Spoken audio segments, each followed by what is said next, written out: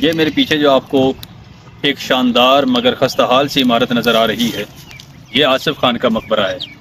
آصف خان بادشاہ جہانگیر کا سالہ، ملکہ نور جہاں کا بھائی اور شاہ جہان کا سسر تھا۔ وہ شاہ جہان کی افواج کا سپہ سالار بھی تھا۔ یہ وہی شخص ہے جس نے شہزادہ شہریار کو شکست دے کر اپنے داماد شہزادہ خرم کی بادشاہت کا رستہ ہموار کیا تھا۔